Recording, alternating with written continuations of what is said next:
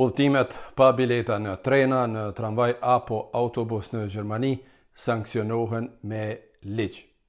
Fillimisht personi sankcionohet me gjoba prej rreth 60 euro, por nëse dikush nuk i paguan gjobat dhe çështja shkon në gjykata, personi mund të përfundojë madje edhe në burg. Këto janë rregullat e tanishme që parashikohen me nenin 265A të ligjit penal.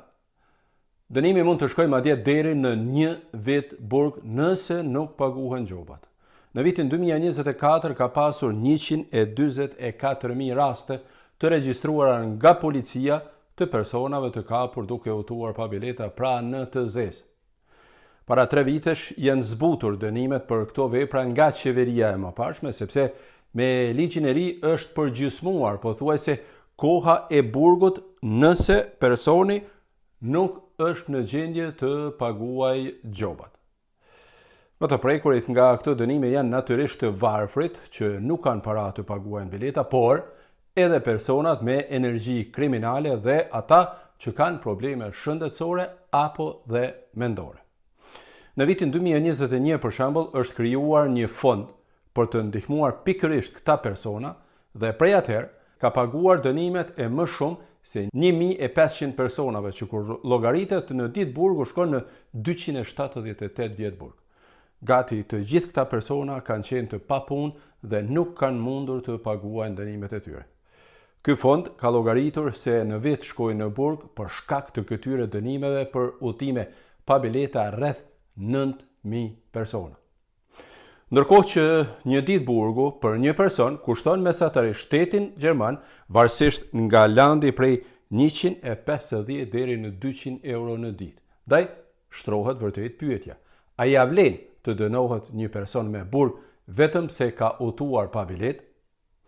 Këtë pyetje e ka shtruar këto ditë edhe vetë Ministrja e Drejtësisë Stefanie Hubich, e cila ka kërkuar që këto rregulla të ndryshojnë dhe që personat që udhëtojnë pa bileta të mos dënohen me burg, por të gjendet ndonjë zgjidhje tjetër.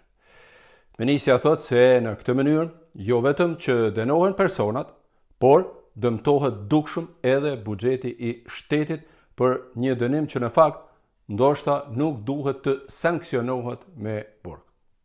Ndërkohë që kushtojnë shumë edhe vetë procedurat në për gjykata dhe në administrat e tjere.